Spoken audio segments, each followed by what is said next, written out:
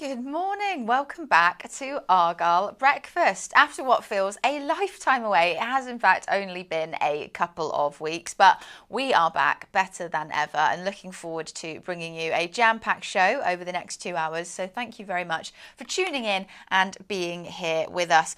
We're going to try and build a bit of excitement for you this morning ahead of another away trip this afternoon. I know it hasn't been great of late, and of course we'll get into that over the course of the show, but let's just take a moment to enjoy the breakfast show experience, and then we'll concentrate on all of the difficult Argyle football stuff later on this afternoon. So let's see what we've got coming up before midday then for you here on Argyle Breakfast this morning. We're going to be going behind the greens and finding out exactly what goes into making the home park pitch look so good. One of the grounds team will be joining us live in the studio, and former Argyle striker and good friend of our new signing, Joe Mason, will be joining us just after 11:30. So lots to get through this morning. Plus, of course, we've got the return of our game here on Argyle Breakfast, Get the Badge In. So you'll be able to see a little bit later on who is taking part and whether or not they can make it to the top of the leaderboard.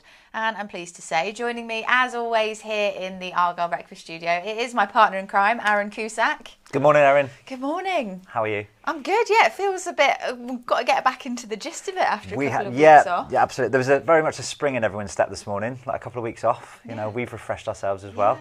And hopefully this can be the positive platform to a new look Argyle resurgence this afternoon. Yeah, I think so. It's a difficult one, isn't it? We know that we're not in the best of form at the minute. We're on a bit of a losing streak. It's not an unfamiliar place for Argyle to be in, so we do know how to be a bit resilient and bounce back from that, of course. But, you know, it's so important not to get bogged down in the frustrations and everything like that, and just try and take a little bit of a break, which is what we try and do on the breakfast show, and just enjoy everything that Argyle encompasses away from the results slightly, but without forgetting to concentrate on them, of course. No, I mean, that's the main focal point, isn't it? The football matches on the Saturday, but we know, we've said before, the infrastructure of the club goes beyond the 90 minutes on game day, but everyone turns their attention naturally to it.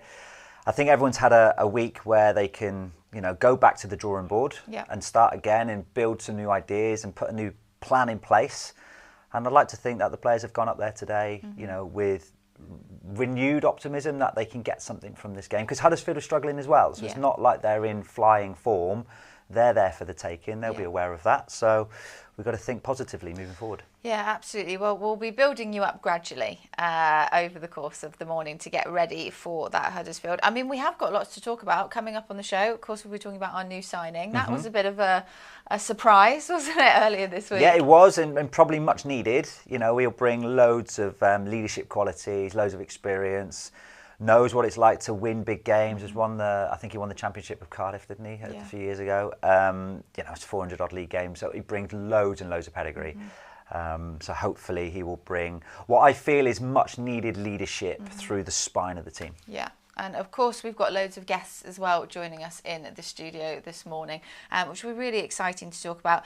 Before we get to that, though, let's concentrate on something that has been happening around the club recently. This week, Argyle have been celebrating everything about the good work they do in the community, and that is part of our EFL Week of Action. It's a number of initiatives that have been highlighted, and one of those that we're going to look at today is called Argyle for Autism. It's in its pilot stage, and it's aimed at helping young people with autism and their parents. And this week, a very special surprise guest made a visit to one of the sessions.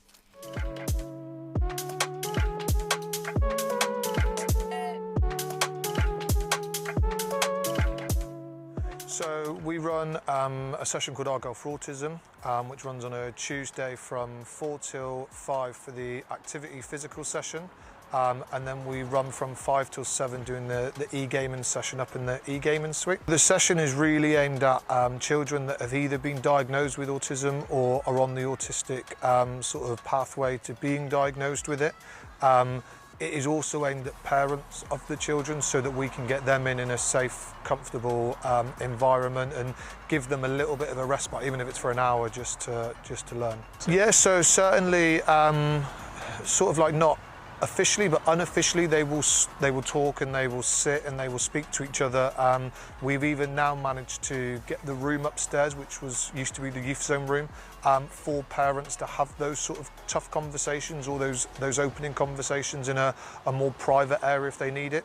And then we're hoping to put workshops on and various bits to support parents. You know, even though we know it's about the children, parents, you know, for this might be their only hour they might get off for the week. Massive, you know, thank you to the PFA that have managed to fund this, and with the players of the first team at Plymouth Argyle. I know Pleggy and Joe Edwards were huge, you know, front runners for this. You know, I know Pleggy's going, you know, through this sort of process himself, so it's quite a close one for him, and, you know, it's been brilliant for us. We've had 16, 17, 18 at sessions, which really does make a difference that otherwise these children wouldn't. They'd be sat at home probably on their iPads, their Xboxes, and again, for the parents, it is changing that they are able to speak and get to other people. I'm very fortunate to be invited down here today for the Argyle for Autism activity, something supported by Pleggy, and it's really important that we showcase this activity because it's a fantastic opportunity to get players together, young people together, families together, to highlight the positive work that the Community Trust offer. So the Players Project, supported by the Premier League Charitable Fund and the PFA, is a programme in which we're trying to highlight that players really can give back, can make a difference and amplify the messages. They can help out their community, they can support their fan base, and they can make a real difference. I think it's really important to highlight that the PFA members, Pleggy himself, have a real supportive focus on their community and want to try and help out their surrounding fan base, and it's really great that there are people like Peggy that really want to give back. Yeah, so obviously when I spoke with Jason about the opportunity of doing a workshop like this, it really motivated me to come down and see it for myself, because I'm going through a similar situation at home with one of my kids getting diagnosed for autism. So it's also good for me to learn different behaviors from the kids, and, you know, to probably interact with them, with their parents, have nice conversations about all different situations that go on in their schools, at their homes. So yeah, it's also nice to give them the opportunity to spend some time with me, and also it's also good for me to spend some time with them. Today was my first day, so it was a bit of an introduction, and managed to speak a few things. I didn't really want to go too deep on the first day, but hopefully the more times I come, I'll be able to create more relationships with them and have more conversations about many more things, and keep learning. Yeah, I mean, it's so good for them, isn't it? Like to be able to spend some time with us, and hopefully when Joe comes down next, you know, to have the captain of Plymouth Argyle here with us will be amazing for them, and, you know, to hopefully we can bring more people into the program. Yeah, I mean, it's so nice to see them run around and, you know, just being happy, because at the end of the day, that's what we want for our kids, isn't it? So it is true, I got hit with the ball a few times, unexpectedly, but it was so good to really spend time with them. It's really good because you get to see people like who are experiencing the same stuff as you, and you get to like know more about your problems, and you don't feel more alone. Like when I was having this start in September, I felt all alone and like the stupidest kid in the world. But coming to Argyle for Autism has made me realise that I'm not alone, and actually helped me outside of Argyle for Autism, because kids talk about like places where you can get help and loads of other stuff that helps you. I just like seeing the players and having the experience, and when I grow up it'll be a childhood memory that I'll never forget. I was going to say, it's like a lot harder than you think. I was going to say that with Liam, right, he's amazing. I was going to say, he's like really cool, and honestly it was so good. I was going to say, this room is just class. I was to say, but honestly, it's just really cool. And yeah, I was to say, but honestly, it's just been like the best day of my life right now.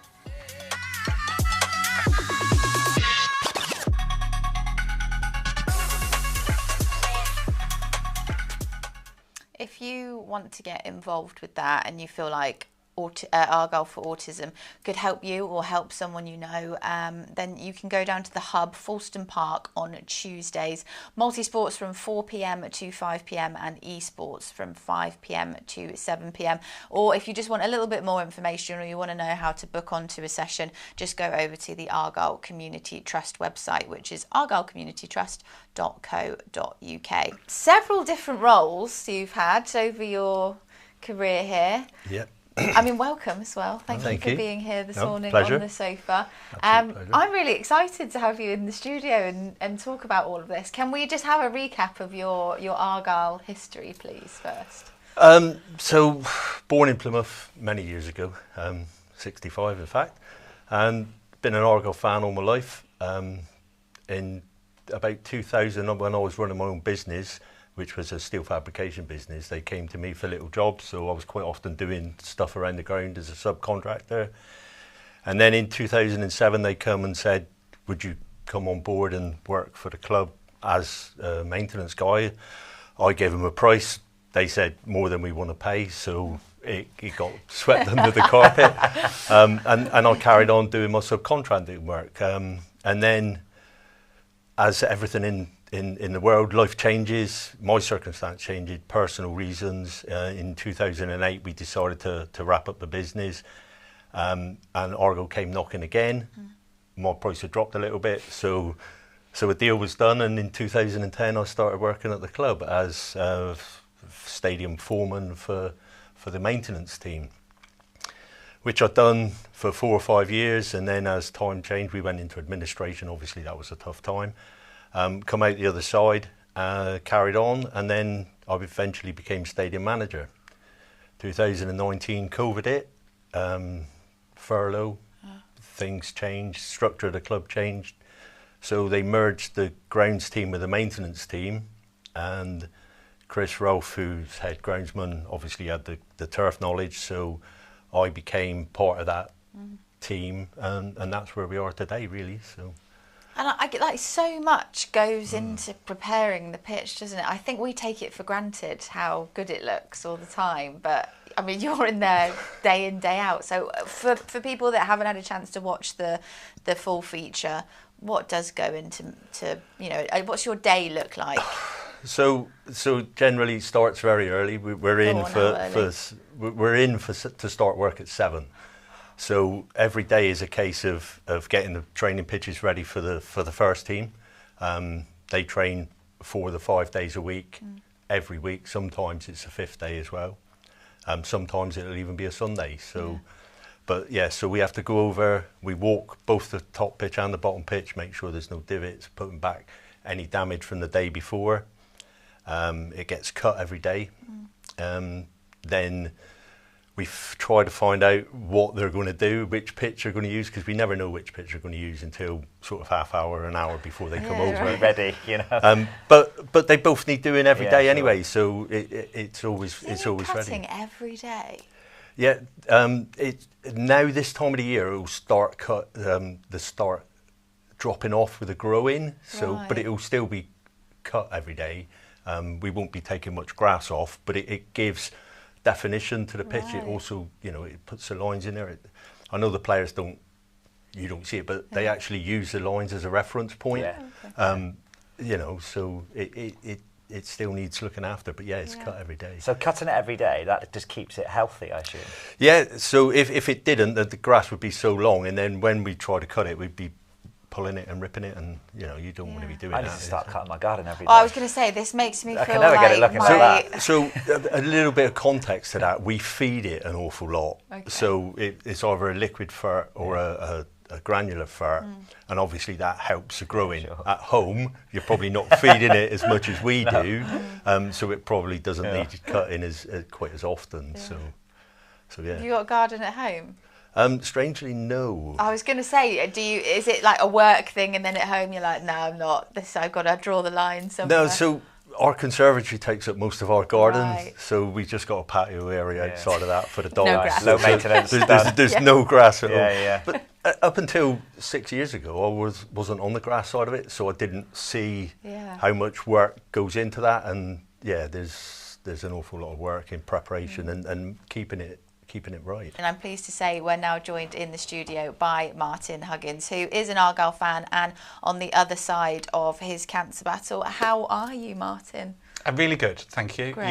Yeah. Everything health-wise is under control and good, and I still get regular checks, which is important as well. But yeah, feeling positive, thanks. Great, well I'm really glad to hear it. Thank you for taking the time to come in and talk about this, because I think, you know, as was testament to your interview on the video, how important it is to raise awareness. You saw it on a digital flyer, maybe somebody who's going through similar experiences will see it here today and get involved. How much of a difference has it made to you?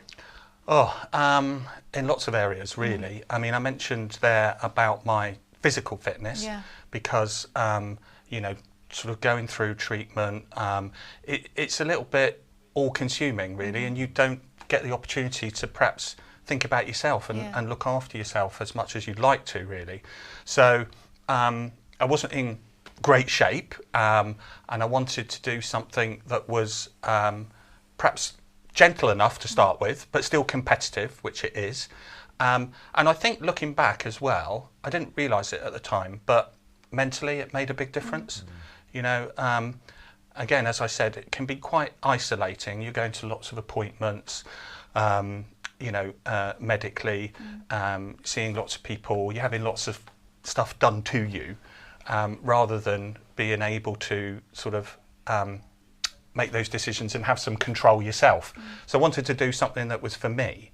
And when I think back, really, I was quite isolated, and I loved football. I've always loved football. I played a lot as a young person, and so it gave me that opportunity. It was a bit scary at first, you know, because I went on my own, but I met, well, you know, 20 odd other people, and I've been going for just over a year now, and, you know, made some solid friendships really there.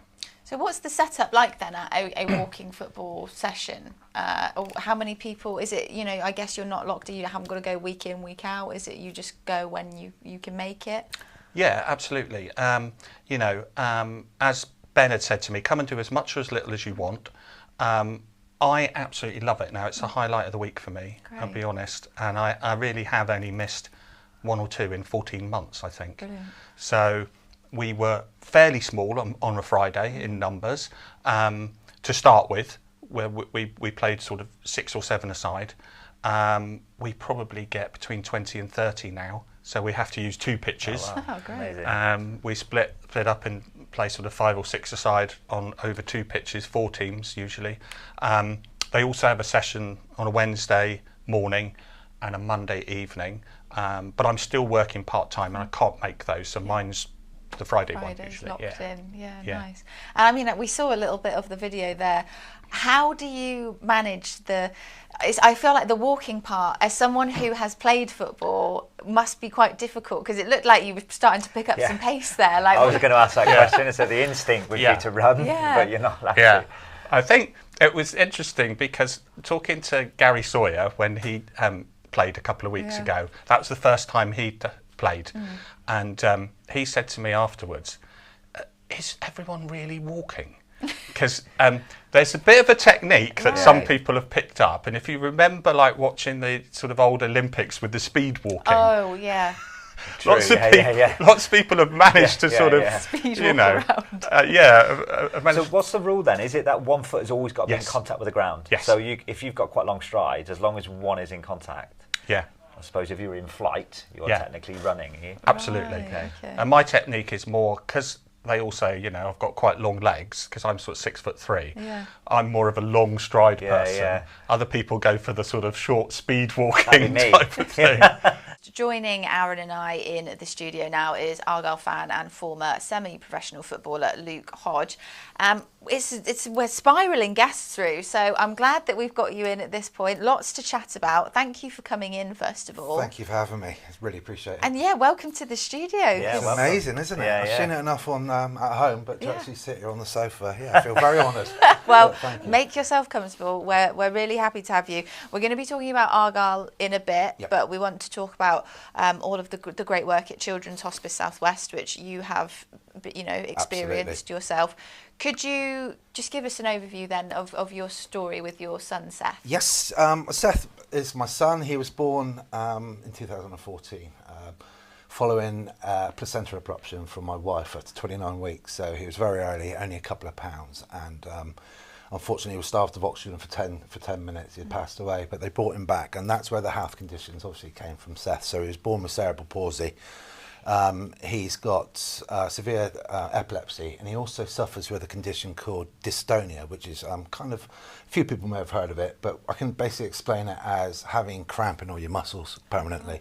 And it's not all of the time, but that's his default setting. So when he's a bit stressed or he's in pain or anything, then he gets this dystonia.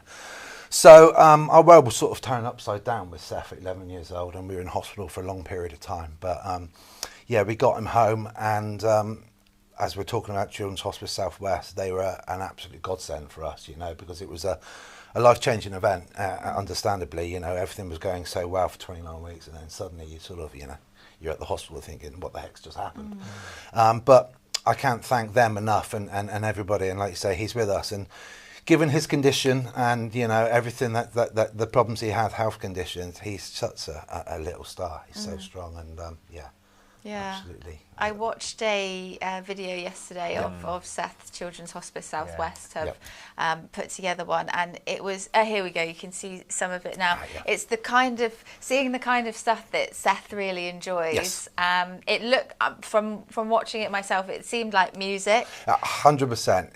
He can say a few words. He can say I love you, oh dear, and he can say mum, but he can't walk and he can't really talk. So, like you say, as you've seen on the video then, when it comes down to sensory stuff, it's amazing. He absolutely loves lights and bubble tubes and things like that. And although he can't tell us things, if Seth doesn't want to do something, he doesn't want to do it. Yeah. He's got like sort of not a temper on him, but you just know through communication and through the way he is that that's the way he communicates with us. And they've been phenomenal from word go. They got 3 hospices in the Children's Hospice South West. There's Little Harbour where we go in St Austell. There's the one in North Devon, Little Bridge House, I believe it's called, and there's one up in North Somerset called Charlton Farm. And not just our family, probably bordering on nearly 1,000 families. I reckon they've probably helped. And it's not just you think of the word hospice, and we were a bit anxious about that, but it's completely the most vibrant, beautiful place. I've been down there, and it's end-of-life care, yes, it's bereavement support, but for us and many of the families, it's about respite. It's about recharging the batteries, because it is challenging and it is taxing, and there's many hours we're up at night, etc. I don't want the violin out, but to be able to go to a place like that for a few days where they look after you, they look after Seth, and your siblings can go as well, and they have the time of their lives. And it's absolutely, phenomenal. They look after you. They do your clothes. They feed you. They cook. Everything. You just basically looked after, and it's really, I can't thank them enough, really. And last but certainly not least, it is Joe Mason. We will, of course, Joe, be talking about you and your career as well. But we thought, with the news of the signing of Joe Rawls, who better to get in here to talk about him, because you know him very well. I do. Yeah. I can't say everything that I know about him, but It's a full expose on Joe Rawls. Okay, so what's your history together then? How long did you play together? Give us the background. We spent 5 years together at Cardiff, pretty much non-stop, and after that we've kept in touch. So it's we've known each other around 15 years now. So did he give you a heads up that he was thinking about making this move? Yeah, I mean, I knew a few days before that it was going to happen, but I think there was rumblings a couple of weeks before that it might happen. But I've been trying to sort of get him down here for a little while now. Have you? Yeah. What? So when he says, "Okay, I'm thinking about maybe this," do you have to do a bit of convincing about the Plymouth as a city, as a club? No, nothing at all. He's been down quite a few times, to be fair, over the years. If we've had a few days off, he'll come down, and when Cardiff play, he stays over as well. So no convincing on my part. It was he was desperate to get down. It was just, I think it took a little bit of time to get done.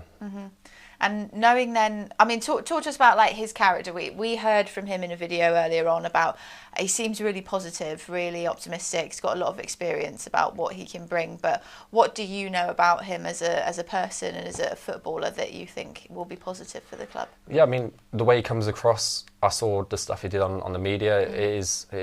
That's exactly what you get. He's very positive. He's obviously got loads of experience.